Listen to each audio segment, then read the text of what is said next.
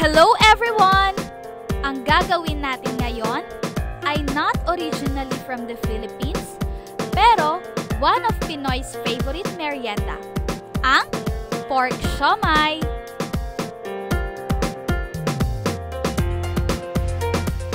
Ang mga ingredients for siomai ay ground pork, finely chopped garlic, chopped onion leaves, celery, carrots, molo wrapper, pepper, salt, oyster sauce, at egg.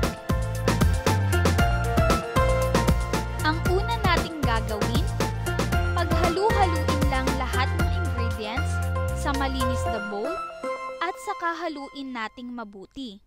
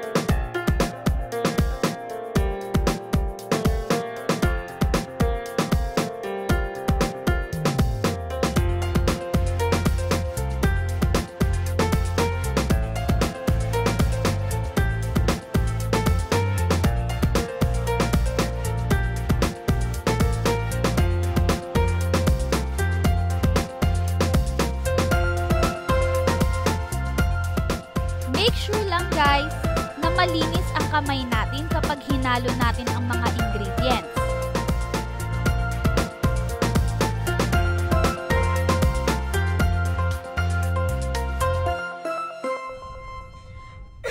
At pag okay na, pwede na natin siya ilagay sa molo wrapper at balutin.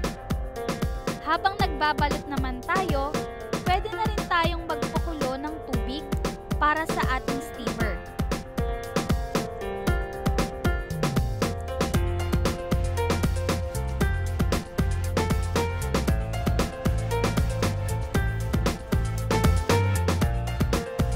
At kapag kumulo na ang ating tubig, ilagay na natin ang ating siomai at i-steam for at least 30 minutes.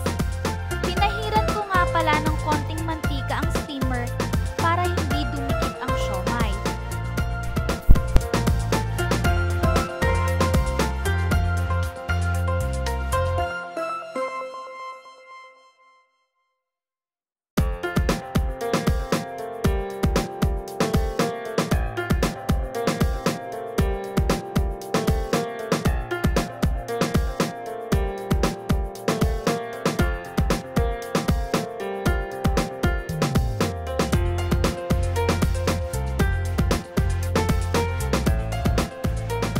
Para sa ating chili garlic sauce, meron tayong chili, garlic, red onion, and vegetable oil.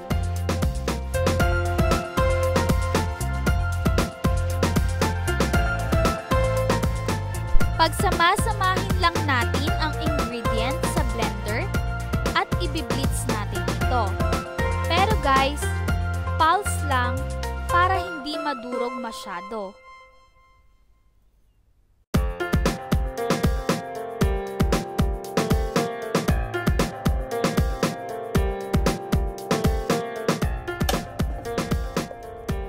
Ganito lang ang dapat kalabasan, guys.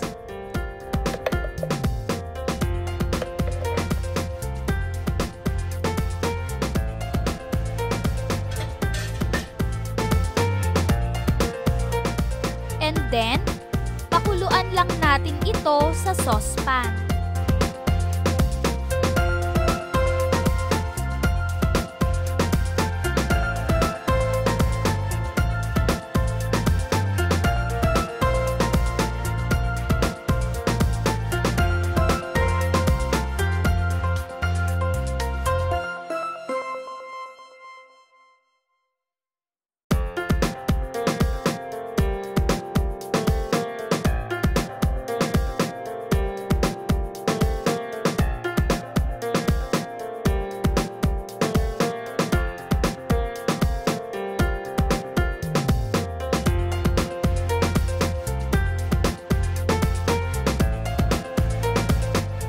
At pag kumulo na ito guys, hinaan natin ng apoy at lutuin natin siya for 30 minutes.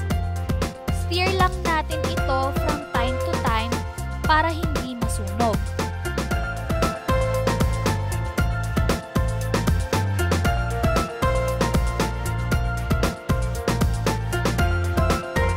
After 30 minutes, ito na ang ating chili garlic sauce.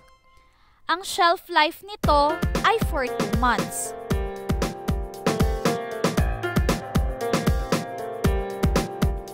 At eto na guys!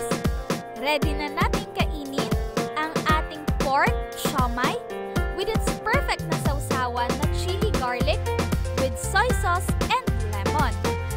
Pwedeng pang merienda at lalong pwedeng pang negosyo.